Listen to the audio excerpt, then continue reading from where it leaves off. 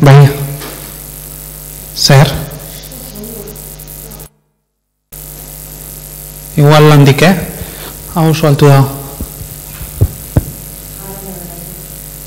Eta guan?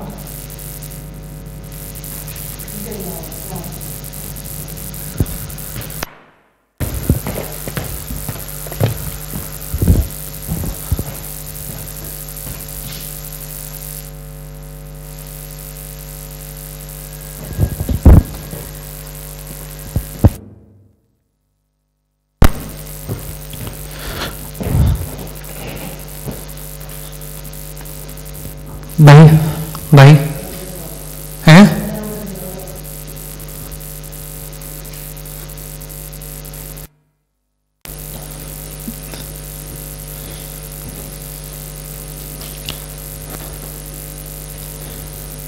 Bai, bai. A ver, utzi eso. Ez. Bai, bai. Bueno. Pixkagarritza bokatu.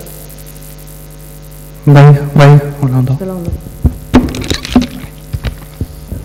Bai, bai. Vale, hau gozte. Hau eko.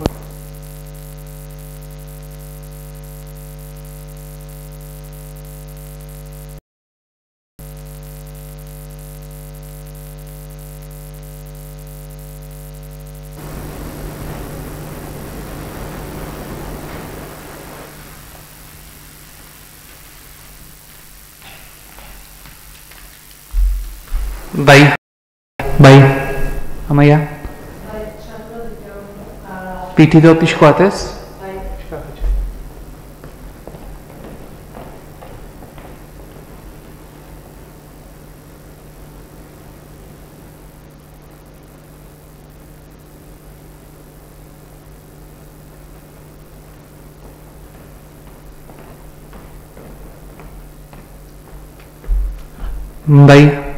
Bai.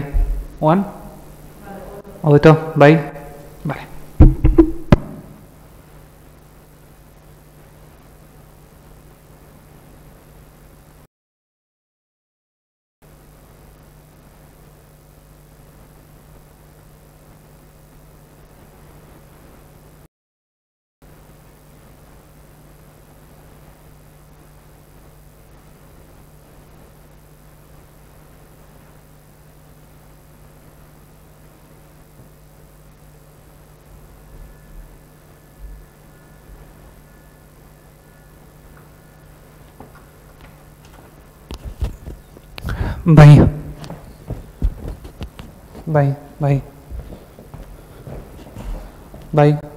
Bai. Hau entzuten da? Hemen ezen beste ez? O bai? Bai. Goe pixko bat altugo? Hemen entzuten da? Bai ez? Bai. Bai, hombre. Baina hola neolako. Ez que kanpoan ez entzuten.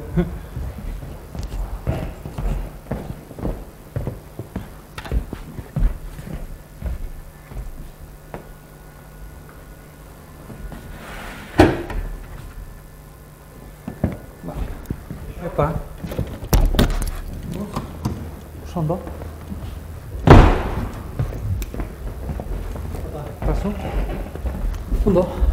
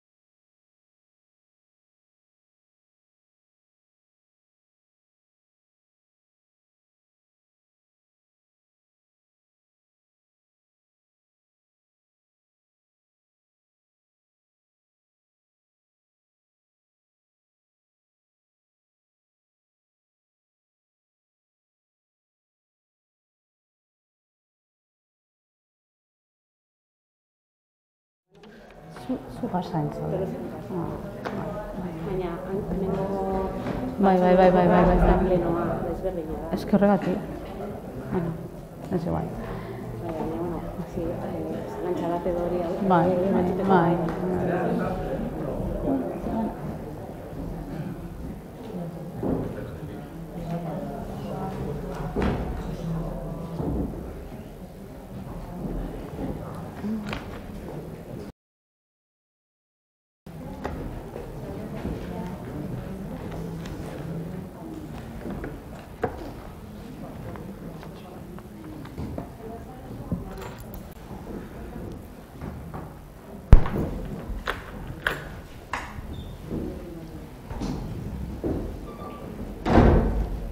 Bueno, arratsalde on denori, gaurko osoko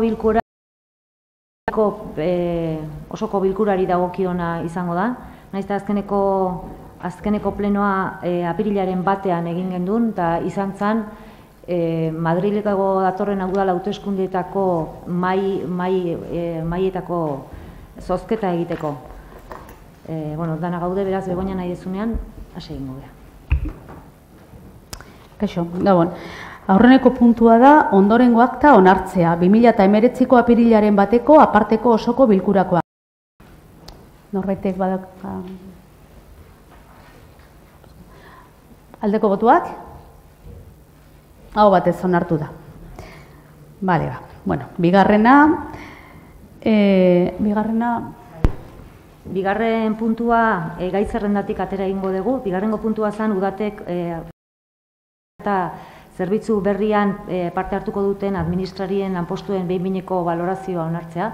Balorazioa onartzeko irizpideak oinarrituko gea orain atera berri den arautegi berri batian, orduan berriz ere personal batzordetik diktaminatu beharko dugu, beraz aterako dugu osoko bilkura honetatik eta urrungo osoko bilkuran sartuko genuke puntu hau. Ados, 3. puntua, onartzea musika eskolako irakasleen 3 urtekoen kalkulua lan hitzarmenean barneratzea. Bai.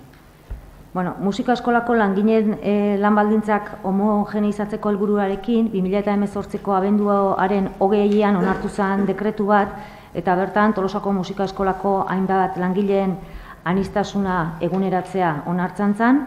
Horren ondorioz 3 urteko aldaketa egitea eta baita ere legez dagozkien atzera eraginkortasunak aplikatzea. Gaur egunean Tolosako musika eskolan dauden udal langileak 3 taldetan sailkatu daitezke, aldizkako ezfinkoak, mugagabe ezfinko jarraituak eta mugagabe ezfinkoak. Orain arte egindako kontratazioak aztertu egin dira eta epaitegiak aitortzen dutenaren arabera, esan dezakegu egiten diren kontratazioak mugagabeak direla, hori horrela izanik eta gaur egunean egon litezkeen laneko egoera diskriminatzaileekin bukatzeko, diktamenean daukazute udal idazkariaren azterketa juridikoa, nun oinarritzen den aztertutako langile mota ezberdinen aniztasuna eguneratzea erabakitzen da eta honen eragina aztertzea baita ere. Diktamenean dago baita ere udaleko hitzarmena aldatzeko prozedura zein izango den, tartean osoko bilkuraren onespena eman beharko dio hitzarmenaren aldaketari.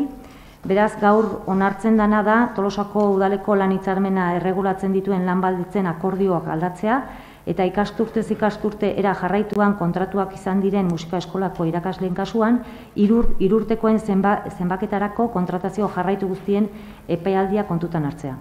Eta gero akordioa musika eskolako zuzendariari eta komiteari jakinaraztea. Cristian. Bueno, musika eskolai dagokienean, pentsatet, aintzinatasunaren eguneratzea egiala gaur onartzen ez aniztasunarena. Bueno, espero dezan, erreferentzinez musika eskolako irakasleen kontratazio urtetan indien kontratazio irregularrei dagokionean bintzat aipatu genuen, enplegu plana onartu genunen, datorren legealdia behi da musika eskolari bintzat hausnarketa eta etorkizuna gidalerrotu beharko zaiola eta espero dut lanpostu baloraken taken ere kontutan izango iala.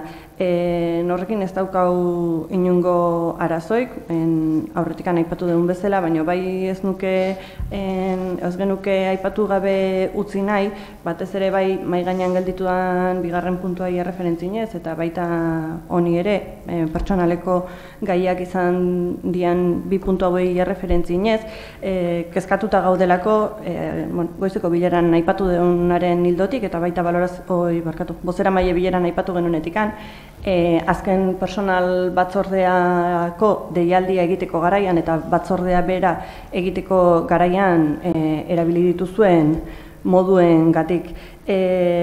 Azalduko izuet, azken baten deialdia jaso genuen personal batzordekoa deialdia jaso genuen. Gu EH Bilduko oposizioko taldetikan Iñaki eta biok gea batzordekideak, biok aipatu genuen ezingo ginela batzorde hortan ordu hortara azaldu. Ez zitzaigun inolako erantzunikan eman, eta alare, bazpare, batzorde bezperan, gure ordezko den Kristinak, deitu zion teknikariari adieraziz, bi batzordekideok ez ginela jungo, eta berak ere ordezko gixara ezingo zula ordu hortan jun.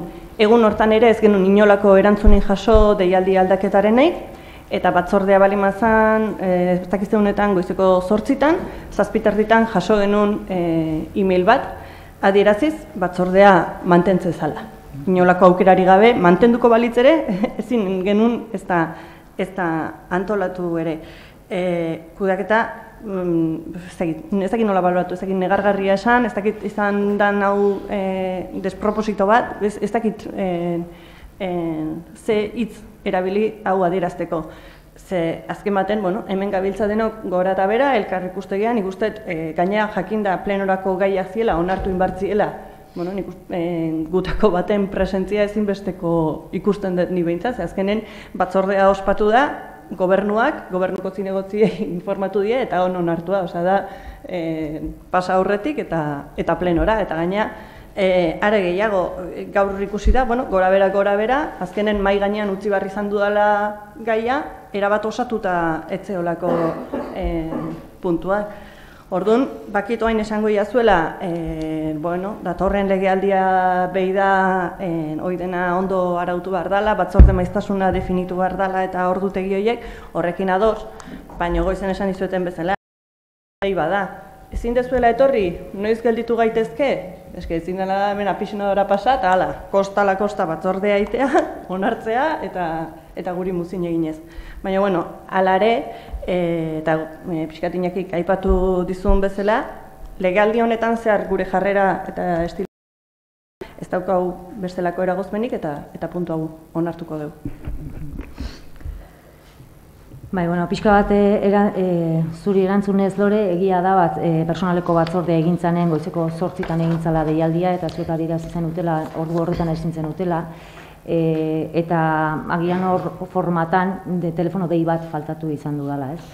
Baina batzorde buruak ezin zuen zuek nahi zenuten orduetan, 10:00 batzorde burua egon behar du batzordean, bi gai zeuden langilei eragiten zienak, eta gaur goizean bertan egin dugu bilera bat zuekin, bai teknikariarekin eta bai udalidazten, gai bakoitzak adierazten da esplikatzen, ez da. Egin dian, orain artean egin dian personal batzorde guztietan bezala informazio osoa emateko, ez? Agian telefono dei bat falta izan duzan, bino asmoa ez izan oposizio gainetik pasatzea, de hecho horregatik deitu nizuen eronek eta gaur goizean egon geha elkartuta, gai guztiak errepasatzen. Eta modu guztietara, zer horrek aipatu duzu, baina esango dizu datorren legealdiarako, eta hori hitz egin dugu lehen gure artean baita ere, batzordeak finkotasun batekin antolatu behar dira, ez aldala legealdi hasieran erabaki batzorde bakoitzan kideak nola konpatibilizatu bakoitzan ordutegiak, baina ezin da erabat aldatzen jun, ze gainea Tolosako udalak batzorde kopuru handia dauka, hori ere begiratu beharko da, udalbarruko antolaketa egokia bat egiteko, ez? Baina, ez da nahitazko ezer egon, saiatu gea gaizki egindakoa zuzentzen, eta informazio guztia dute eskura.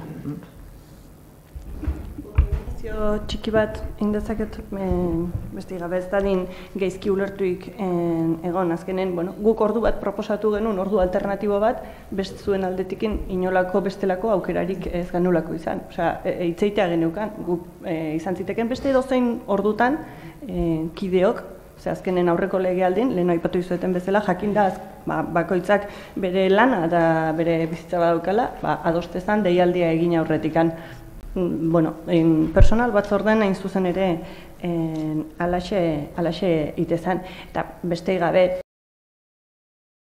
goizen, zer gutxigo, baina onartzeko puntuak dira esan nahi dut, gu guztiok behintzat naiz eta oposizioan egon gauza horiek batzordetan bozkatzeare gure eskubidea da ez soilik informatzea, baina informatuta gelditzea.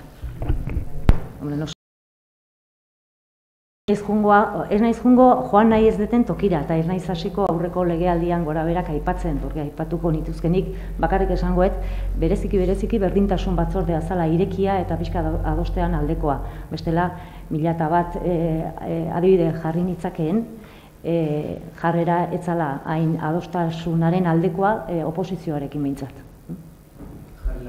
Bai, eske hoi oso erresa da, eta hementxe bukatuko ez nibentzat oso erresa da hoi hola botatzea eta azken hitzarekin hor gelditzea, baina hoi ez da egia. Personal batzordeta zaigea, eta nik usteet personal batzordeen kide izandakoek ez dutela ukatu deitze zitzaiela lanaldiaren arabera beraiekin adosteko ordua. Eta holako zerbait esan barbalin batzuz, zehaztasunakin esan eta argituko ditugu. Bueno, esan dut, nik ez nun leku hortan kokatu nahi, baina azkenen beti kokatzen dira zuten nahi ez duten lekuan. Jarriko dut adibide bat, eta gainea batzordeak finkotasun handiagorekin egiten zian.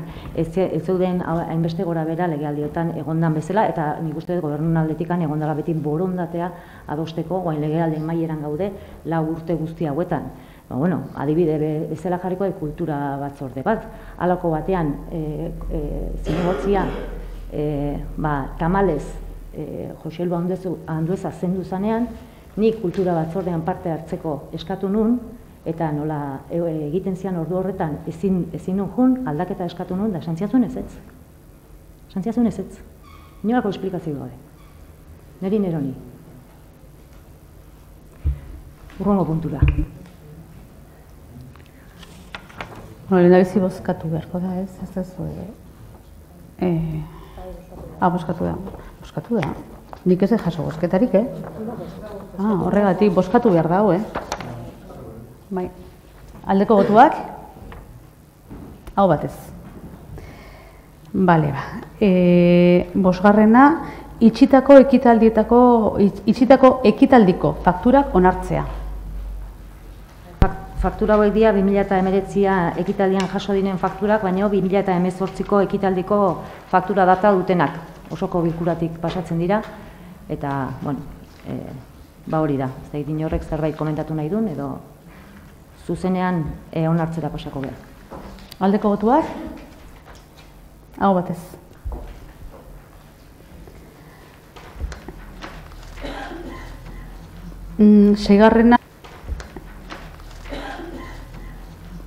Seigarrena da kontu ematea, berri ematea. Tolosako udaleko herritarren arreta zerbitzua udate arautzen duen ordenantza behin betiko onartu izanaren berri ematea. Bai, abenduaren 4ean eman genion hasierako onespena, udate arautzen duen ordenantzari, informazio publikoan egonda 30 egunez, erreklamaziorik ez da aurkeztu eta bakarrik da adieraztea pleno honetan ordenantza dagoeneko behin betiko onartuta dagoela. Bale, gero urrengo puntua, alkatetzako dekretu hauen berri ematea 2018ko abenduaren 31koak, eta hor dauzkazute 2018-2385-etik 2018-2386-ra. Eta gero 2019ko otsailaren batetik 28-ra. 2019-163 hortikan hasita, 2019-371 horreaino. 8. puntua aipatu duzu ez? 7 eta 8 batea? Aipatu duzu 8. Ai, barkau, bai. Eske, zenbakia saltatuta daude puntu bat kenduta dagoelako, eta orduan liatzen nahi naiz. Zazpigarrena da 2019/457 alkatetza dekretuaren berri ematea. Alkateak tokiko gobernu batzarrari eskumenak eskuordetzea. Bai, aldatu dela hori bai. Bai, bueno, hau dago pixkat lotuta herritarrekin burutzen diren izapideen berrazterketa bat egin da legealdi honetan. Administrazioaren funtzionamendua azkartzeko eta prozedurak simplifikatzeko helburuarekin azkartze horretan alkateak ze eskumen eskualdatzen dizkion gobernu batzarrari dekretu berri bat osatu dugu. Hor dago diktamenean jarrita kontratazio eta ondarearen kudeaketari dagozkionak, kudeaketa ekonomikoari dagozkionak, personal kudeaketari dagozkionak eta hirigintza alorrari dagozkionak. Baita aipatzen dira desadostasunan kasuan ere gaiak gobernu batzordera eramango direla, gai berari buruz egindako txosten teknikoak kontraesanak baldin badaude, eta proposamen politiko eta txosten teknikoen artean baita ere desadostasunak dauden garaian gobernu batzordera emango genituzke. Bestela, alkate dekretuz egingo dira, modu guztietara jakinarazpenak egingo dira, jakiteko alkate dekretuz ere ze onartzen diran, orain arte egin. Bueno, gero, orduan, alkatetzako dekretuen berri ematea, lehen aipatu dudana, eta orain, zerbait? Eta zazpigarrena ez da bozkatu behar? Ez. Bale. Ez, hori da alkatearen, hori da dekretuz erabaki den gauza bat, alkatearen eskumena da. Hurrengoa dekretuena, zerrez, bueno, jarretuko dut orduan. 9. mozioa Tolosaldeko emakumeen etxearen egitasmoa onartzeko eta hura garatzeko konpromisoa hartzeko. Mozioa irakurriko dut. Tolosaldeko emakumeen etxearen egitasmoa onartzeko eta hura garatzeko konpromisoa hartzeko. Emakumeen etxeak eta txokoak mugimendu feministaren errebindikazio historiko izan dira eta dira. Eskaera hori 80ko hamarkadan hasi zen gauzatzen estatuan, hain zuzen ere Zaragozako eta Kataluniako ekipamenduak sortu zirenean. Euskal Herrian berriz 2003koak dira lehen ekimenak. Emakumeen etxeak jarri zirenean Ermugan aurrena eta Arrasaten ondoren, eta 2004an ireki zuten Eibarren. 2010tik aurrera etorriko ziren besteak, Gipuzkoan, Donostian, Hernanin eta Azpeitian, Bizkaian, Basaurin, Ondarroan eta Durangon, eta Nafarroan, Iruñean. Denek helburu bera dute, baina bakoitzak bere egiturak kudeatzeko modua eta funtzionamendua ditu, udalerri bakoitzaren errealitate eta beharretara egokituta. Aipatzekoak dira Donostiako eta Ondarroako etxeak, kudeatzen baitituzte udalaren, erakunde feministen eta emakumeen ehun asoziatiboaren artean. Etxe hauek sortu zituzten politika feminista bultzatzeko eta emakumeen erreferente izateko. Leku hauek elkartzeko, eztabaidatzeko, ikasteko eta ahalduntzeko dira, eta era berean abiapuntu dira emakumeek parte har dezaten udalerriko politikan eta bizitzan.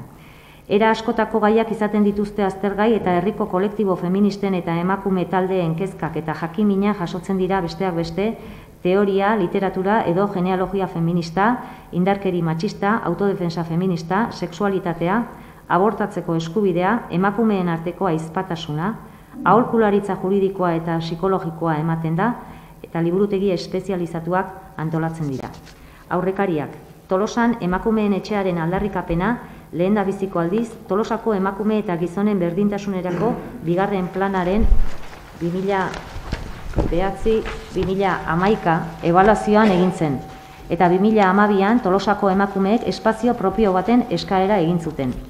Ildo horretatik jarraituz, 2015an Tolosako emakumeen eta gizonen berdintasunerako diagnostikoa eta 3. planean, 2015-2020, berriro ere emakumeentzako espazio fisiko bat sortzeko beharra jasotzen da, jabetza eta partaidetzaren bigarren ardatzeko 2-1-4 eta 2-1-5 helburu espezifikoetako neurrien artean. 2016an Tolosako plangintza partekatuan, 2017-2027, Tolosatzen programaren barruan lehenengo ildo estrategikoan Tolosa persona ardatz duen herria, ordura arte aldarrikapen izan zena neurri zehatz bihurtu zen 1-3-3 neurria hain zuzen ere. Horrela, 2016an, ordezkari politikoak eta emakumeen taldeko ordezkariak Basauriko eta Donostiako etxeetara joan ziren gune horietan emandako esperientziak aztertzeko eta proiektu honen abiapuntu bat izateko. Urte horretan bertan era berean emakumeen etxearen lantalde politiko-teknikoa sortu zen. Talde horretan biltzen dira udal gobernua, oposizioko zinegotziak eta emakumeen ordezkariak. 2018an Berastegiko eta Asteasuko alkateak talde honetan integratzen dira. Talde honen helburua da besteak beste, elkarlanean proiektua kokatzea eta gutxieneko batzuk definitzea eta adostea. Horren aritik, hainbat gai tratatu dira, etxearen arrazoiak, definizioa, lan ildoak, eskainiko diren zerbitzuak, antolamendua, kudeaketa eta bar. Halaber, Berdintasun Departamentuko 2018ko aurrekontuan 20.500 euroko diru kopurua aurrikusi zen enpresa bat kontratatzeko, proiektu honen inguruan prozesu parte hartzaile baten bidez hausnarketa bat egiteko herritarrekin, bereziki emakume taldeekin. 2017ko udaberrian, zenbait feminista eta emakume talde elkartu eta Tolosaldeko emakumeen etxearen eskaerari indarra eta forma ematea erabaki zuten. Horren inguruan, hitz egiteko bilera ireki bat antolatu zen eta izugarrizko arrakasta izan zuen. Eskualde osorako izango zen emakumeen etxe bat behartzela ondorioztatu zen Tolosan kokatua eta parte hartze prozesu bat beharrezkoa zela emakumeek nolako etxea nahi zuten erabakitzeko. Eskaera horrekin 300 sinadura inguru bildu ziren. Gainera, iazko martxoaren 8ko greba feministaren testu inguruan, Tolosaldeako asenbalada feminista sortu da.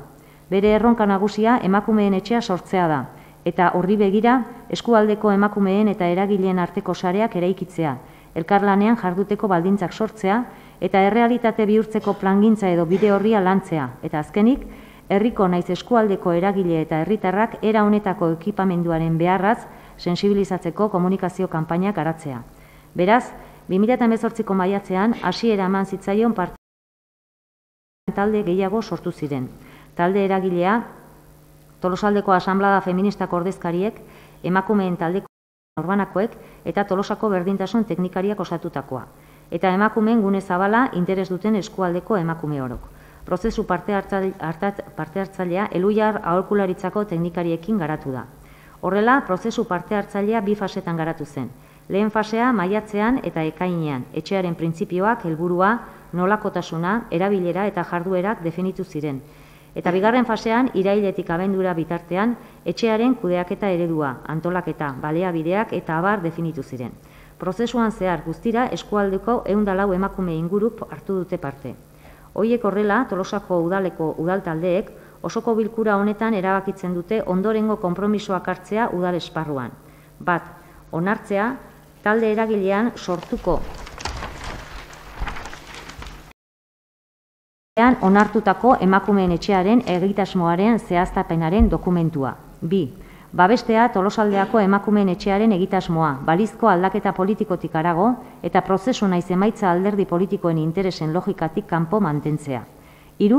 Sozializatzea eta ikusgarri egitea herrian Tolosaldeko emakumeen etxearen inguruan egin den prozesua naiz emaitza bera. Udalaren web orrian, sare sozialaren bidez zabaltzea. 4. Baliabide ekonomikoak eta giza baliabidea jartzea, Tolosaldeko emakumeen etxearen jarduna garatu ahal izateko berariazko aurrekontu partida bat izendatuta eta hornituta. Cristian? Kaixo guztioi, erabat ados mozionekin, bai Tolosa eta bai Tolosalderentzat hain garrantzitsua eta beharrezkoa den proiektu hau, emakumeen etxea, garatzeko, aurrera eramateko eta errealitate bihurtzeko, gure konpromiso osoa adierazten dugu. Mila esker. Bai, Gabon, eta Gabon zuei guztioi, aurpegi asko ezaguna dira, eta gaur nik usten dut, zoriontzeko egun badala, nolabaiteko inflexio puntu bat ere suposatzen duelako Tolosaldeko edo Tolosan kokatutako, Tolosaldera begirako emakumeen etxe hau errealitatea izan dadin beste urrats bat ere badelako, ez? Txosten bat ere gehitu zaigu gure gai ordenean, eta hemen nik usten dut oso argi ikusten dela emakume etxearen gauzatze honetan, oraindik gauzatu ez da egin, baina prozesu horretan parte hartzea ere azpimarratzeko zerbait dela. Nola egin diren gauzak eta asmoa ere hori da, edo horrek beharko luke, ez? Guztion artean, erakundearen artetik daukan errolagatik edo, baina noski nola ez talde feministen ideiekin eta egitasmoekin bat egindako proiektu bat aurrera eramatea. Nik hemen esan dago dena, gaina guztion artean adostutako zerbait da, hori ere zoriontzekoa da. Bakarrik azpimarratuko nuke gauza bat, ez? Espazio propio horren aldarrikapena da, egongo da, eta nik usten dut hori importantea dela emakume ikuspegi batetik. Hemen agertzen dira, zenbat bilera egin dian, gune desberdinetan, koordinazioa, nik uste dut gure artean ere askotan, igual, kezkak edo mesfidantzak ere egon izan du dira, baina nik uste dut pixkanaka guztiok salbatzen ere joan geha, iruditzen zaidelako hemen esan den bezala borondate ona ere egon dela, eta bai apostu egingo nuke edo bai nahiko nuke horrela jarraitzea. Eskerren atala ere iruditzen zait tokatzen dela ematea, nola ez Aizaga eta Aizpeari, Elhuyar aholkularitza taldeari oso lan ona egin dute, bikaina egin dute, eta nik uste dut asko errestu duela guztia, orduan lehenik eta behin, unartu behazue behaiei eskerrak ematea, nola ez, udal teknikariei, eta batez ere, emakume hoi, Tolosaldeko emakume guztioi. Hau dokumentu bada, hau papera da, paperak dena aguantatzen du, nik usten den neskak, orain zorionak, eskerrik asko, eta aurrera egiteko garaia ere badela. Lehen bailen, errealitatea dan eta aurrengo hitzordua bertan egiten dugun. Ondo esan. Mozio hau gaur hemen Tolosan onartzea ina handi batean da gune zabalean egondako eskaera bat, ez? Nolabait ikusgarritasuna emateko eskualdeko udalak babesa ematen diotela emakume etxearen proiektuari, ez? Beraz, importantea da gaur mozio hori hemen onartzea. Nolabaiteko proiektuaren zabaltzen nahi horretan, baita ere, erabaki izan Tolosako udaletxean eskualdeko beste udaletxe, gainantzeko udaletxe guztiekin batera, bilera bat egitea eta beste udaletxei esplikatzea pixkat egitasmoaren nondik norakoa. Hori egin genduen hemen otsailaren 18an, bilera hortan bildu ginean 23 persona, alkateak Aduna Asteasu, Berastegi, Irura eta Tolosakoak izan ginean, zinegotziak Altzo Anoeta, Bidani Goiatz, Ikastegieta, Tolosa, Zizurkil, Ibarra eta Tolosako berdintasun teknikariak egon zian, eta baita ere Elhuyarreko bi teknikariak, Aizaga eta Aizpea. Han eman zian prozesuaren azalpenak, uste bilera hori importantea izan zala baita ere teknikariak zuzenean zituzten zalantza guzti horiek argitzeko gero mozioa baita ere modu lasaian onartu ahal izateko. Dagoeneko gaur, ez dakit agurtza etorrian, zatikan etortzeko azan, gaur arratsaldean agurtzeak aipatu di, dagoeneko baditugula Zizurkil, Oreja, Altzo, Asteasu, Berrobi eta Alegiko udaletxetan mozio onartu dela. Beraz, jakin dezazuen proiektuak eskualdeko ikuspegi hori poliki-poliki ari dela hartzen, naiz eta oraindikan seguraski lanean jarraitu beharko dugun, ez? Legealdi amaieran gaude, nik uste dut Tolosako udalak legealdi ezberdinetan hito diferenteak markatu ditula berdintasun atarian eta baita ere berdintasun politika publikoak egiteko momentuan, ez? Neri gustatuko litzaidake legealdia bukatu aurretikan, bai talde motorra eta bai emakumeen gune zabala pixkat elkartzea, datorren legealdiko lanak modu zehatzago batean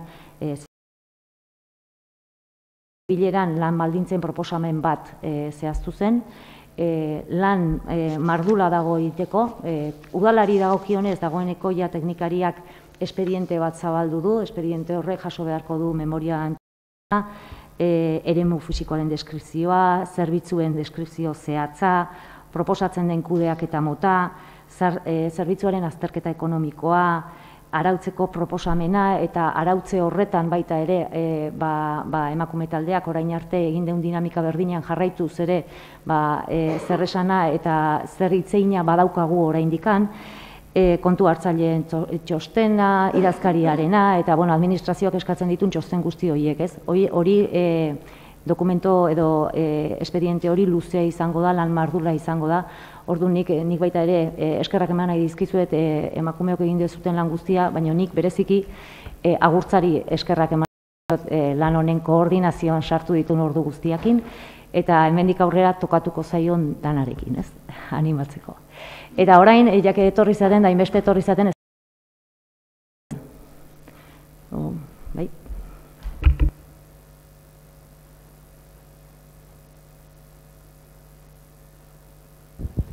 Kaixo, atxaleon. Eskerrak eman, lehenengo gauza, indeun prozesua horre ukitzeko zuen mai gainen proiektu bat izugarrizkoa izan da. Bida, emozionatu itena izan da. Emakume bezala prozesu parte hartzaile horretan egotea izan da izugarrizkoa. Asamblada bezala, eta nik uste eta asambladako gehientxunok eskertu deu ukitzea espazio bat ezautzeko, eta gu gure artene bai ezautzeko, eta asamblada bezala nola markatu nahi den gu gure bidea eskertzekoa da, zuek albideratzea olako zerbait. Baina falta motatze deu gauzatxo bat. Abendun, esan betzela abendun mukatu genuen, abendun ingenuen lantalde bat ingenuen, eta hor ginean eta jarri genitun urtarriako aktibidade konkretu batzuk inbehar batzuk. Urtarriako, itxaiako, martxoako, apiriako, pixkatik genuen apirian gaude, gaur renteatu geha indan bilera hoi, bestelako espedientea ireki. Orduan, falta botatzeu, pixkat, zer egingo dan, markatu genuen pauta horiek nola juntian, nun gaude guantxe bertan. Mozio hau, maravilloso eta eskerrik asko denei, hoi eskatu genuen lehenengo gauza, baina gero bat zeuden bai bestelako ekintzak. Eta, gaur renteatu geha bilerataz eta denataz, baina informazio fluxu hoi. Eta ez dakidan elkarma o informazio fluxu hoi korrikan, zuek testigoa guri emateo guzue, eta ez dakidan elkarma edo zerbait, elkarlan hoi mantentzeko eta izateko zubia. Ez? Hoxe. Eta gaurko deialdia, gaur mozioa zehola, enteatu geha txiripa, ia. Osa, ez genekin, jaken izan bara genuen piskalen xago gehiongo gainan, garbi. Bale, bai, jasotzen dut, eta, nik esan bezala, asmoa da bilera bat egitea, eta nola baiteko pauta batzuk guzteaz, legealdia bukatzen da, honek jarraipena izango du, dena dalakoa jarraitzen duna gobernu talde honetan eta oposizioan, baina igual komeni da legealdi eta pago bintzat ondo izteko finkatutako lan horiek pixka gehiago zehaztea, egingo dugu.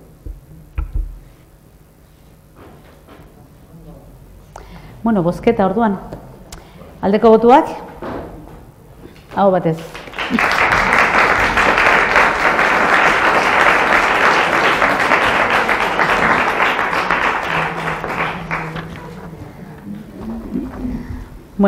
Hurrengo puntua, beste mozio bat, mozioa apustuetarako eta zorizko jokoetarako aretoak hezkuntza zentroetatik, kultura zentroetatik eta haurrentzako eremuetatik gertu kokatzea mugatzeari buruzkoa.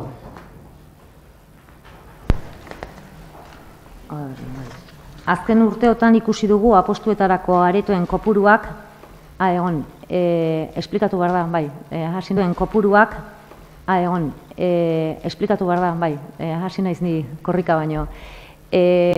Mozioa Podemos taldeak sartutako mozio bat izan da, pleno osoko bilkuraren aurretik lanketa bat egin dugu eta adoste dugu mozio bat, pixka bat zuzenduta alderdi guztien artean, bai alderdi sozialista, Podemos, Bildu eta Eusko Alderdi Jeltzalea.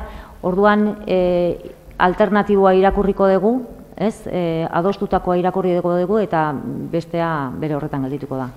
Orduan adostutakoa irakurriko dut. Azken urteotan ikusi dugu apostuetarako aretoen kopuruak nabarmen gora egin duela eta horrekin batera ludopatiarekin lotutako arazoak dituzten personen kopuruak ere gora egin du Euskadin, 18 eta 25 urte bitarteko gazteen artean bereziki. Osasun Ministerioko datuek adierazten dutenez, apustuak dira ludopati kasuen bigarren arrazoi nagusia, makina txanpon jaleen atzetik eta 25 urtetik beherakoen artean adizio mota horren indizea 6tik 25era igo da azken 4 urteetan. Euskadiren kasuan, Euskadi eta drogak izeneko inkesta prestatzen da aldiro, droga konsumoaren eta sustantziari gabeko bestelako adikzioen egoera zein den jakiteko, baina ez da jokoekiko adikzioa aztertzen. Adikzioen gaineko adituek eta elkarteek aldarrikatzen dutenez, ezinbestekoa eta azterlan serio eta sakon bat egitea problematika horren inguruan. Hain zuzen ere, informaziorik ezak oztopatu egiten baitu Euskadiko ludopatiaren errealitatea kuantifikatzea. Hala, adikzioen gaineko adituek eta elkarteek nola 2017-21 aldirako Euskadiko adikzioen 7. planean Egindako analisiak aitortzen duenez, problematika berrien artean arazo zehatz bati arreta eman behar zaio ludopatien kapituluan, jokabidezko adizio gisa, batez ere, internet bidez apustuetan hasten diren gazteei dagokienez. 2017-21 aldirako Euskadiko adizioen 7. planean, teknologia digitalen ondoriozko problematikak gora egitearen arriskua adierazten da mendekotasuna eta jokabide konpulsiboak sortzen dituztelako.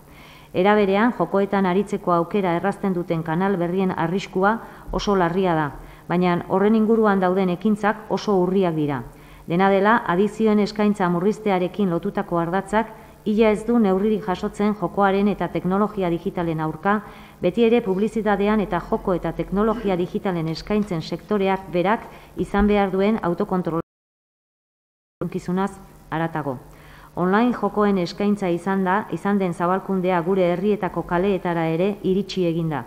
Eta bereziki kalteberak diren tokietan jokoaretoak kokatu dira, baita institutu publikoetatik gertu ere, ikasleak jokoaren eraginpean jarriz eta adizio arazoak sor daitezkeen jarduera bat normalizatuz. Herri administrazioek egoera horren gaineko ardura hartu behar dute. Horregatik, Eusko Jaurlaritzan protagonista izan dadin. Udalek ere erantzunkizun handia dute, bereziki kalteberak diren herritarrak babesteko neurriak sortzeari eta udalerriko biztanleen ongizatea bermatzeari dagokionez. Hau guztia kontutan hartu da ondorengoa adierazten dugu. Bat, Tolosako udalak beste toki erakundeekin elkarlanean, Eusko Jaurlaritzaren segurtasun sailarekin batera lan egitea, Euskal Autonomia Erkidegoko jokoaren araudi orokorrean apustuetarako lokal berriak irekitzeko aukera uneekiko distantziak ezartzeko. Lan horren ondorioz, udalak egokituko du bere ostalaritza jarduerak arautzen dituen ordenantza. 2. Tolosako udalak neurriak hartuko ditu haur eta gazteak hartzaile izan ditzaketen ikusentzunezko publizitate edukien edapena mugatzeko. Adibidez, udalerrian gauzatzen diren kirol ekitaldietan hain zuzen ere, haur eta gazte horiek gehiago babesteko. 3. Tolosako udalak udaltzaingoaren prestakuntza indartuko du, apustuekin eta jokoarekin lotutako arau hausteen inguruan, bereziki adin txikinkoei begira, legez ez gaitutako personei eta jokorako sarbidea legez murriztuta duten personei begira. 4. Tolosako udalak Eusko Jaurlaritzari eskatzen dio Euskadiko ludopatiaren diagnostikoa aldizkako Euskadi eta drogak inkestan barne hartzea, edo berariaz, horretarako egin daitezkeen ikerketetan online plataformen eta hoien irismenaren inguruko datuak landuz. 5. Tolosako udalak eskatzen dio Eusko Jaurlaritzari sortu berria duen Euskadiko jokoaren behatokiaren egitasmoarekin jarrai dezala. Behatokiaren eginkizun nagusietako bat, Euskadin jokoaren errealitatea zein den ezagutzeko diagnosi zehatza egitea da. Ezagutza eguneratuaren arabera, politika publiko eraginkorrak gauzatzen joan ahal izateko. Bereziki aintzat hartuz, joko zalekeriak adin txikikoengan izan dezakeen eragina eta horri aurre egiteko hartu beharreko neurriak. 6. Tolosako udalak Eusko Jaurlaritzari eskatzen dio, 2017-21 aldirako Euskadiko adikzioen 7. planaren ekintzak zabaltzeko, apustuetan eta zorizko jokoetan sartzeko aukera kontrolatzea aldera, arreta berezia jarriz online apustuen esparruan. Era berean, neurriak eskatzen dizkio apostuekin eta zorizko jokoekin lotutako adizio jokabideen aurka borrokatzeko, jokoak dituen ondorioei buruzko informazio kanpainak eginez, material inprimatua eta idatzizko, irratizko, telebista bidezko eta internet bidezko prensa baliatuta. 7. Tolosako udalak ludopatiaren aurkako sensibilizazio kanpainak egingo ditu, arazo horren inguruan lanean ari diren tokiko erakundeekin batera. 8. Halaber, Tolosako udalak bere gizarte zerbitzuak ludopatia arazoak izan ditzazketen personen eskura jartzen jarraituko du euren adizioaren tratamendu egokia eskain dezaketen zerbitzu egokietara bideratzen laguntzeko. Bueno, bai. Gero eta handiago den arazo larri baten aurrean gaude, eta arazo hori aurre egiteko mozio hau aurrera pauso bat dela uste dugu eta horregatik mozioarekin bat gadoz.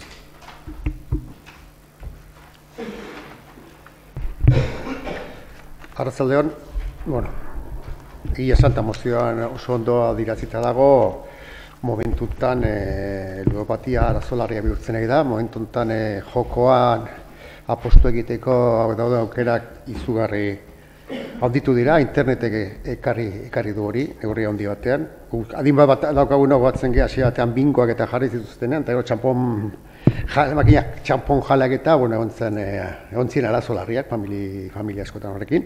Eta egin gertatzen nahi da, aragotzen nahi dela, ez helduen artean baita, ere gazten artean online plataforma bidez, eta nik personalki kaso batero beste ezagutzen dut, ez. Eta gaina ematen diren errestasunak, dagoenen bombardaketa publizitarioan non nahi dago jenen zea, eta ematen zuzten errestasunak, ez da, €100 erralatzen dizkizugu, telebistan ikusitekea iragarkia, baldin eta gure webunean aposto egiten baizu, ezta. Eta egia esan, komunitate autonomoan, orain dela 4 bat urte onartu zela, menpekotasun legea, lege horretan oso argi eta oso mugatzailea da zenbait aspektutan, esatelako alkoholaren, konsumoaren aspektutan, batzutan guri iruriz, igual ridikuloa iritsita ere zenbait puntutan, baina gainetik pasazan gai hau ez ginen konturatu. Ez ginen konturatu, ze hau legebiltzarren eztabaidatu zen, eta ingo taldeak ez zion honi behar zuen jaramona egin. Eta gero ikusiko horren ondorioz esaterako, telebista publikoan edo irrati publikoan dauzkagula apostuetxeak kirol programak ikusten, hain zuzen gazteak gehien ikusten duten programa telebistan, beste ikusten bali baute telebistan. Konsumo iturak aldatu egin dira. Gau bertan, itzulia ikusten egitun ez bazkalostean, tantxe itzuliaren babeslera guzia bitako kirol etxe bazan. Badakigu udal kompetentzia ez dela kasu gehienetan horre eragitea, baina bai atentzioa ditzea eta bai horren gain ardura dutenei esatea izuen mugitu eta alit ez da azkarren mugitu, ze arazo larri baten aurrean gaude. Baina badauzkagu udalak ere eragiteko moduak, mozioen aipatzen den azkeneko puntuan prebentzio zerbitzutik, hori indartuta, hori kontu gehiago hartuta, baina Tolosaren kasuan hor dago behatu dira frontoian, eta gu badakigu bibikako txapelketa peletoariak zer ematen soinean, eta zer zegoen behatu dira frontoiko paredetan pegatuta, ez? Apostu etxe baten, igual hortik eraten hasi beharko nuke, seguramente ez da gure gaia izango, gure atzetik etorriko direnen gaia izango da, baitan. Gu baestuko dugu jakina, mozioa, baina, gogetarako puntu hori bintzatu zine genuen. Bai, guk ere erabat bat etorri ginean hasieran aurkeztu zen testuarekin gehien bat adin txikikoko babesteko neurriak hartzeko horrekin. Lehen goizean komentatu dizuet, baina Tolosako udalak badauka prebentzio teknikari bat, gainera aurten komentatu dugu urtero egiten delako adin txikikoak babesteko kanpainak, eta kanpaina egiten den programa hori nolabait tokatzen da orain berritzea, ez? Pixka zaharkituta gelditu zaigu, urtez urte beti orain kontan berritu egingo da, eta orain momentu honetan ondo datorkigu gai hau ere aurre ikusteko kanpaina horretan. Beraz guk ere babestu egingo dugu. Ez dakit hitza hartu nahi zuten, ez? Bai, orduan bozketara pasako. Aldeko botuak, hau batez onartu da.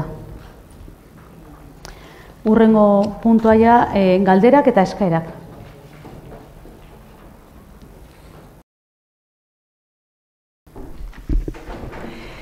Kaixo, Gabon.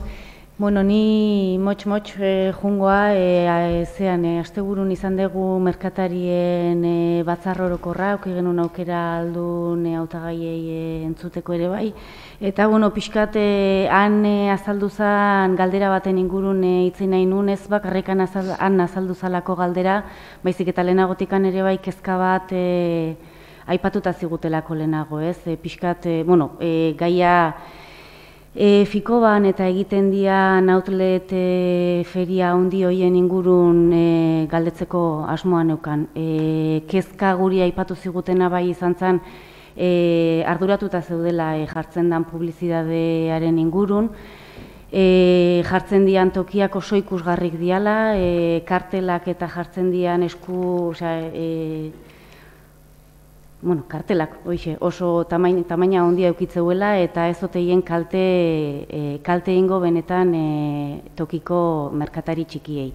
Eta mendikan proposamena pixkat landu dadin beste behar dan batzordetan edo asmoa baute daukazuen lantzeko gaioi ez dakit, neurri aldetikan, kokapen aldetikan edo nolabait mugatzeko asmoek baute dezuen eta baimenak eskatu behar baldin badituzte olako publizitatea jartzeko baimen horiek arautzeko eta mugatzeko. Bai, arratsaldeon, egia esan gai horrekin oso kezkatuta gaude eta izan dira naule guztiekin eta Tolosankorekin elkartzaren garan guztietan kartel hau izaten da, urtean bitan izaten da eta bai udal zerbitzutekan edo kartel guzti horiek kentzen dira, jarri bezain pronto kendu egiten dira. Arazo hau herri guztietan dago, espediente bat edo iriki dugu udaletxe honetan, izan zen edo azkeneko aulet honetan, Merkataritza Federazioak idatzi bat bidali zigun udaletxe guztiei, denen artean edo, eta zinegutzi guztiei zuzendu ziguten, gehien bat edo federazioaren bidez edo analako fikobari idatzi bat edo pasatzea, gehien bat kezka horrekin, ez da? Kezka horrekin eta enpresaren izena badago eta ia udaletxe ezberdinak espediente bat irikita dago.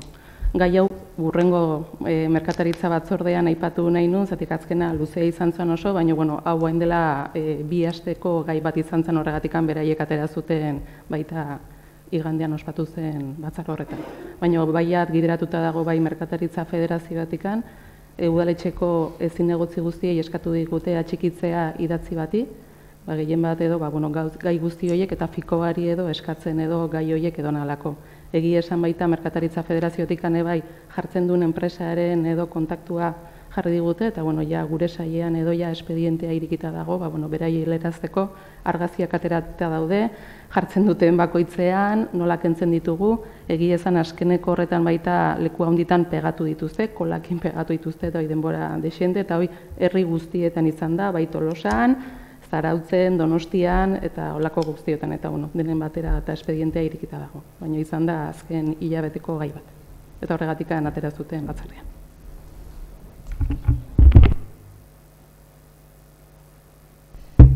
Nik gogoeta bat inenun gure taldearen izenean bat izan genuen berri baten inguruan, alegia zegoenak inbertsio funtsak Euskaltelen kapitalik zatirik handiena eskuratu izana, ez?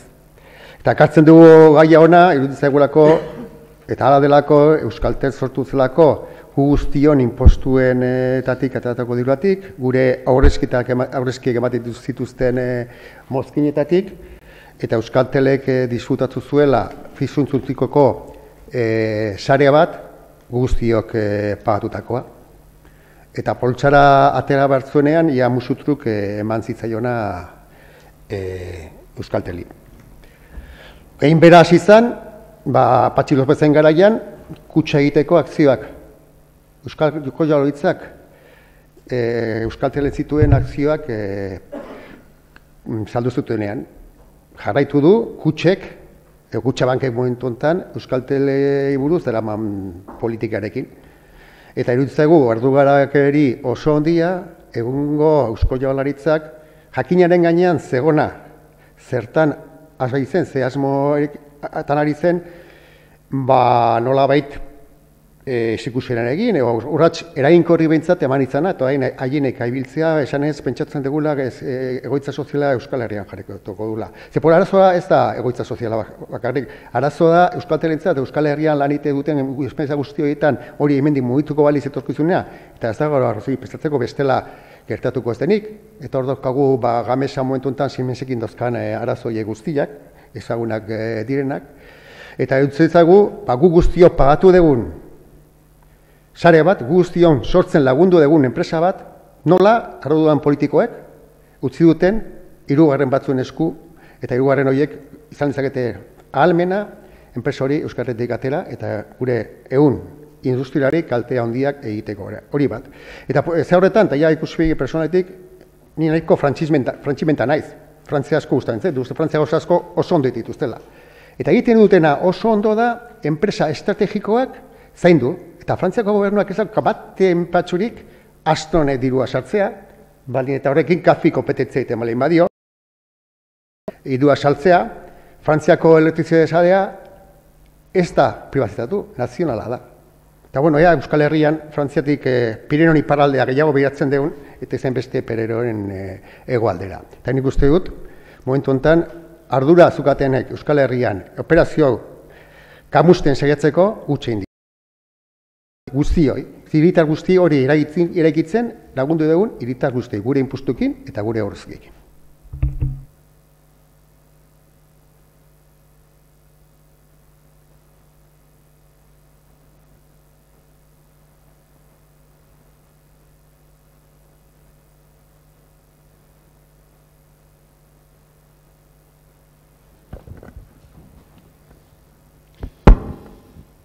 Bueno, Gabon,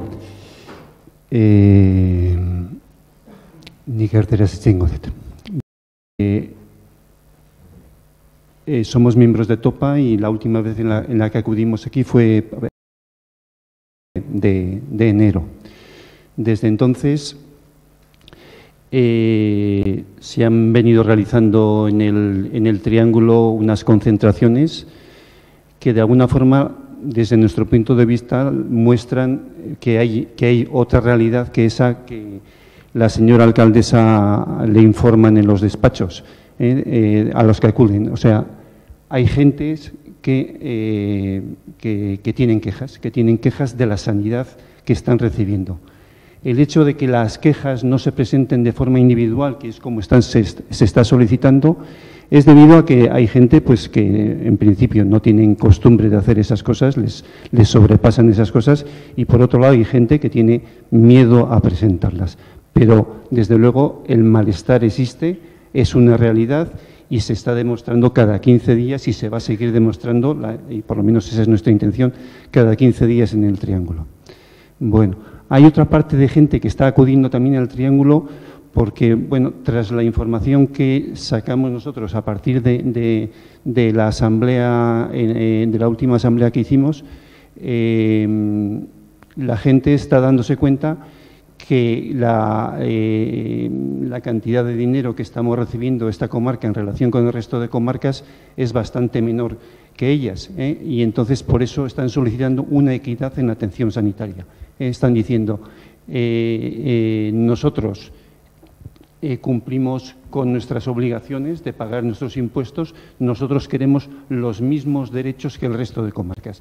Y los mismos derechos no parten de palabras bonitas de que nosotros garantizaremos que la calidad de atención sea igual al resto de comarcas. La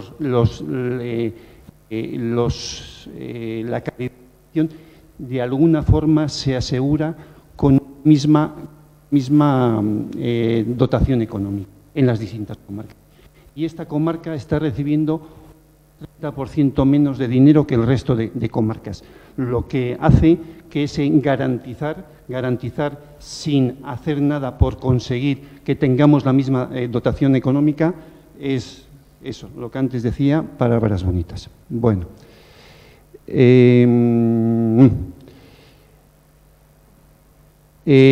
como decía, en enero más o menos, en el pleno de enero vinimos. En el pleno de enero os comunicamos que teníamos una información que habíamos estado trabajando mirando el presupuesto de sanidad en el año 2017, que eran en aquel momento los últimos que habían estado en funcionamiento, y os comunicamos que si, pues que eso que acabo de contar, que nuestra comarca, nuestros datos, estaba recibiendo 10 millones de euros menos al año que el resto de comarcas de Guipúzcoa, como si tuviésemos la misma población. Nosotros, el cálculo que hacíamos tanto recibe nuestra comarca al año por persona. O sea, no es cuestión de un problema de que aquí hay menos población y allí hay más población. No, no. Con la misma población, la cantidad de dinero de menos que ha recibido esta comarca en los últimos 10 años, en los últimos 8 años, son 10 millones de euros menos por año.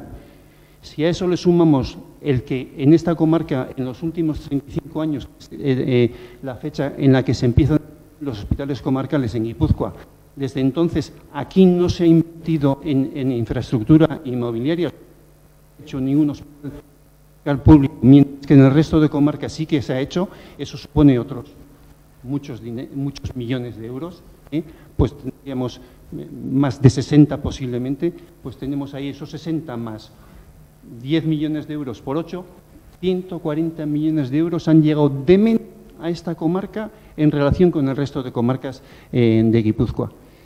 Era una noticia que desde el punto de vista era una noticia importante, pero para nuestro asombro, pues nada, pasó desapercibida al parecer por parte de las autoridades del ayuntamiento, en concreto por parte de los partidos que están en el gobierno del ayuntamiento, porque ya han pasado 2 meses y medio y ni acudieron a la asamblea a la que nosotros les invitamos, ni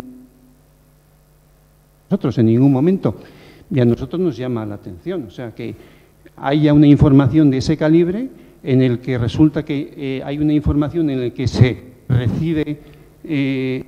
recibido o se invierte un 30% menos de dinero en esta comarca en sanidad y resulta que no pasa nada. Yo me imagino que si eso ocurriese, pues por ejemplo para los presupuestos del ayuntamiento, que alguien informa al ayuntamiento que llega al Ayuntamiento de Tolosa un 30% menos que lo que les llega al resto de ayuntamientos. Esta sería la actitud normal, habitual y demás. A mí, desde luego, me llama muchísimo la atención. Abreviaras un poco, Sí, Bai. A ver, ¿cuál es la pregunta? Yo creo que es información interesante a plantear. Si quieres, Javi, podemos quedar un día, hablamos de información, No, pero no, este es un punto prefiero- este es un punto del Pleno Municipal Sí. que estamos aquí toda la corporación. Ruegos y preguntas. Entonces, Haré dime los la pregunta, ruegos, si quieres luego haré quedamos y los podemos ruegos seguir hablando. Y haré las preguntas. Yo haré los ruegos y haré las preguntas. Estáis estimulando a que los ciudadanos vengan a los plenos y participen. Eso es lo que estamos haciendo. Entonces, desde ese punto de vista, es lo que queremos hacer. Bueno, entonces, nosotros nos preguntamos, ¿qué ocurre? Que es que esa información no era nueva para vosotros. Vosotras sí conocíais que a Tolosaldea no le habéis dado importancia a todo eso, ¿O qué ocurre? Que habéis ido a los despachos a los que decís que acudís frecuentemente y en los despachos os han dado otra información que os han tranquilizado. No debe haber, en nuestro análisis, nos parece que eso no puede ser cierto, parece que la información que hemos sacado debe ser bastante cierta, entre otras cosas porque nos hemos basado en los presupuestos oficiales, o sea, nosotros no hemos sacado nada de ningún otro sitio, los hemos sacado de ahí. Y si desde luego pienso que hubiese otra información que os ha tranquilizado, que os han dado en los despachos, esa información habría salido para contrarrestar a la que hemos dado nosotros. Entonces, esa información ha salido, ya han pasado 2 meses y medio y ahí no ha pasado nada. Porque lo que os dijimos también en el anterior pleno y en este os volvemos a repetir, la información que os dan en esos despachos no es de fiar. La información que están dando las autoridades sanitarias no son de fiar porque son juez y son parte. No es una cosa que la digamos nosotros, los de Topa, es que es algo que también lo dijo en su momento 300 sanitarios que trabajan o que viven en Tolosaldea, que decían que las evaluaciones que hacían sanidad no podían ser que diesen esos resultados tan buenos con esas infraestructuras, esos ratios, esas cosas. Javi, ¿cuál es la pregunta, por favor? Vamos para la pregunta. Yo ya voy para la pregunta. Estoy planteando esto. Yo a la pregunta ya iré, no te preocupes. Entonces, Sí, ya sigo. Los 300 sanitarios, y ahora resulta que incluso los mismos jueces están poniendo en duda la veracidad de la información dada por Osakidetza, que ha supuesto en concreto en las OPEs de Osakidetza que incluso el consejero de Sanidad tenga que dimitir. Javi, me vas a permitir, no te voy a permitir que mezcles la clínica con las OPEs, con no sé qué, con no sé cuántos. Entonces, pues, si tienes una pregunta, te dejo que me la hagas, y si no... Tengo preguntas. Yo lo que vengo a plantear es que el ayuntamiento, la alcaldesa, los concejales tienen una gran responsabilidad sobre la atención sanitaria que recibe la población de Tolosaldea. Nosotros no decimos que nosotros tengamos o que vosotros tengáis que plantear cuál es la política sanitaria con Tolosaldea, pero lo que sí tenéis que plantear, y es vuestra responsabilidad de todos los políticos, es que defendáis que la atención sanitaria que reciba Tolosaldea sea absolutamente igual, equitativa, que dice nuestro señor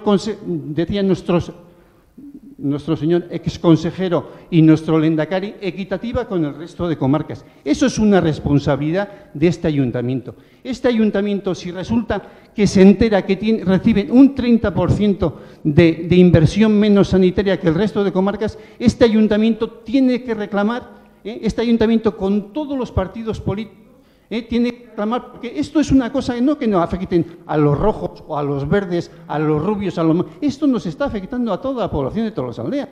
Toda la población de Tolosaldea tenemos que defender, los políticos, los movimientos sociales, los sindicatos, todo el mundo tenemos que defender que la calidad de atención que recibamos sea absolutamente igual que el resto de comarcas de Tolosaldea.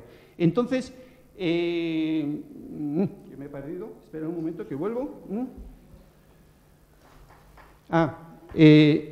Yo pienso que esto tiene que ser una reivindicación conjunta. Todo el mundo tendríamos que reivindicar esto, como en su momento se reivindicaron los alcaldes. Tenemos que estar a la altura de las circunstancias que tenemos que estar a la altura de la población que tenemos y tenemos que dar una atención de calidad. Tenemos una responsabilidad, o tenéis una responsabilidad importantísima.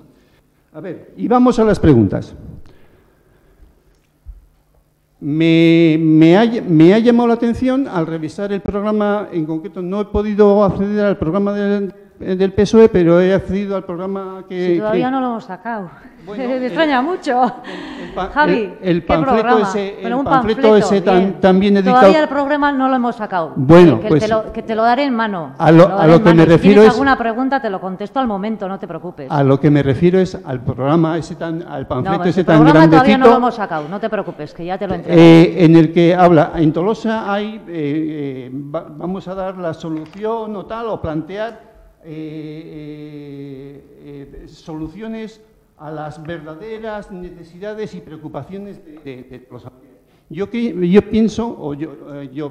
Nosotros pensamos que la sanitaria es una preocupación importante para la población de Tolosaldea, demostrada en las movilizaciones que se han hecho en los últimos 8 años, demostrada en estas concentraciones que os estamos comentando y demostrada. Y en cambio, en ese programa, que no es un programa, pero que vamos, más o menos plantea las cosas que esto, no hay la más mínima mención al aspecto sanitario. Porque todavía no lo hemos sacado. Javi, ¿cuál es la pregunta? Mi pregunta es, ¿estáis conformes con la atención sanitaria que estamos recibiendo en Tolosaldea por parte de este concierto económico con la Clínica de la Asunción y con esta situación de infradotación respecto al resto de comarcas, un 30% menos de dotación, y no vamos a hacer nada más de lo que se está haciendo? Bien, no vamos a hacer. Bien. ¿Por qué? Javi, porque lo siento, y una puntuación pequeñita.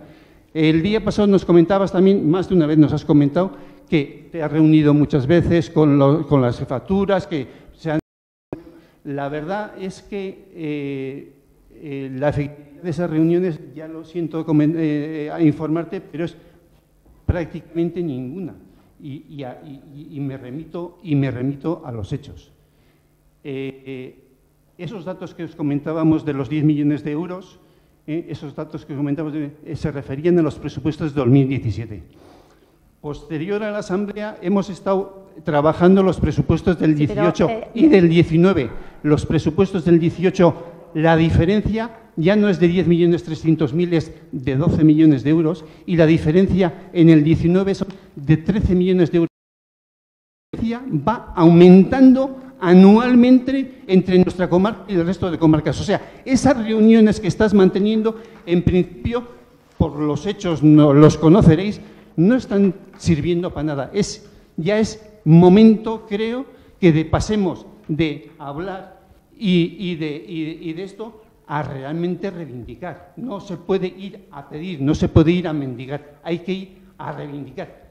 Todos juntos, todos los partidos políticos juntos, todos los ayuntamientos juntos, todo el mundo a reivindicar lo que nos corresponde, porque lo pagamos, igual que el resto de comarcas. Entonces, ¿he hecho la pregunta? Sí, ya has dicho, ya has he hecho dicho la la pregunta. Has dicho Muy la bien, pregunta, pues eso. Javi. Bueno, tú has mencionado la reivindicación en aquellos años de los alcaldes, de todos los alcaldes de esta comarca y de diferentes partidos políticos pidiéndole la concertación al Gobierno vasco para dar para que la clínica no se cerrara en aquel tiempo. Los números, me imagino, porque yo no los conozco, la verdad, los números que tú sacas así tan airadamente, supongo que se derivan de que la clínica es una clínica privada, no es una clínica pública, que da atención sanitaria pública a través de la concertación del Gobierno vasco. Bueno, y eso es una cosa conocida. Por eso, es que no me estás diciendo tampoco nada nuevo, Javi. Y esos números, pues yo no sé, pues habrás hecho los cálculos que hayas hecho. La clínica no es una clínica pública, es una clínica privada que da atención sanitaria pública a través de la concentración. ¿Y qué es lo que nosotros reclamamos en el Gobierno vasco y a la delegación de Osakidetza? Que Tolosaldea tenga la misma atención sanitaria que el resto de comarcas. Y no voy a abrir un debate con esto. Estamos en el punto de ruegas y preguntas. Como te digo, si quieres quedar un día, como hemos quedado muchas veces, hacemos las reuniones y yo tengo la libertad de ir a las asambleas que creo oportunas, Javi, con toda la libertad del mundo. Y si quieres quedar un día, sabes que con solo una llamada podemos estar, no hay ningún problema. Y si yo quiero estar contigo, tampoco tengo ningún problema porque te llamo y sé que podemos estar. Pero yo tengo la libertad de ir a aquellas reuniones que creo oportunas, creo. No vamos a entablar, no, se ha acabado. Has tenido muchísimo tiempo, Javi, lo siento, no, se ha acabado. Beste galdera bat, beste norbaitek egin nahi du.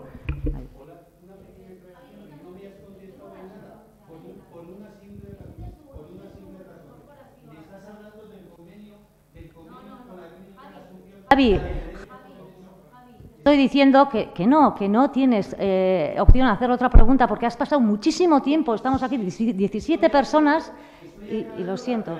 No, has tenido tiempo, muchísimo tiempo para hacer la pregunta. Te he contestado y ahora vamos a dar paso a una pregunta de otra persona, si te parece. Bien, la mía es muy sencilla. Yo voy a preguntar si el consistorio va a hacer absolutamente algo o absolutamente nada sobre el problema sanitario. Y me gustaría saber si vais. No es ya lo que llevamos haciendo no sé cuánto tiempo, 1 año o 2 años, sino si se va a hacer. El Alto Dema ha invertido en infraestructura el Gobierno vasco y la consecuencia de esa inversión en infraestructura es que está dotando de más presupuesto a esa zona. Sin embargo, aquí no dota de presupuestos en infraestructura, ya que tenemos un hospital que es privado y las infraestructuras que se están modificando la hace la empresa privada. Yo no sé si el Gobierno vasco le da subvenciones o no le da subvenciones o a cambio de esas obras recibe otra serie de cosas, pero es hecho que si la empresa privada es la que invierte el dinero y por lo tanto no es empresa pública, ¿a quién se le quita esa mayor inversión que se necesita en esta comarca? Pues a los usuarios. Y los que corren el riesgo son los usuarios. Y mi pregunta es esa, ¿el consistorio va a hacer algo al respecto? Nada más. El consistorio, como lo he comentado antes, como siempre lo que reclamamos es la misma atención sanitaria pública que el resto de comarcas. Es verdad que Tolosaldea está en una situación diferente al resto de comarcas y eso hay que ponerlo también encima de la mesa, que es lo que deberíamos hacer.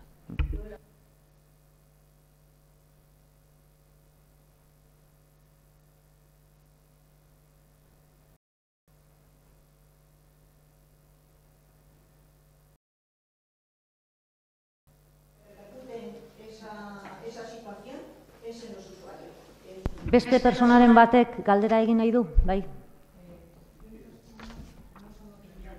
Txoin, ¿por qué no te oigo? Yo no solo quería, bueno, lo del tema de la Asunción más o menos todo el mundo conoce, pero yo creo que lo del tema del ambulatorio también clama al cielo, cómo se está trabajando.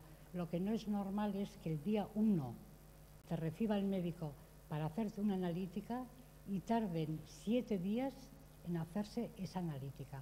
Cuando todo el mundo sabemos que si a ti te hacen una analítica a las 9 de la mañana, está validada para las 2 del mediodía y tardan otra semana en darte los resultados. Te quiero decir qué sanidad tenemos. Yo no sé si en el ambulatorio las cargas de trabajo son tan importantes. Y ya me gustaría que un alto cargo de los de Osakidetza, cuando se tenga que hacer una analítica, venga a Tolosa y va a tardar 13 días en que le den un resultado. Es que eso clama al cielo, No solo lo de la Asunción, lo del ambulatorio, yo no sé las cargas de trabajo que tienen, pero claro. No tengo conocimiento de lo que se tarda en dar una analítica, pero lo voy a preguntar. Vale. Beste galdera bat, beste persona batek? Ez? Bueno, orduan hemen bukatuko dugu osoko bilkura. Igande honetan udaberri dantza taldean erromeria dago, daukagu gure txokoak antolatzen duen ardo txuriarena, beste. Korrika pasatzen da baita ere ostegunean, beraz animo eta hurrengora arte.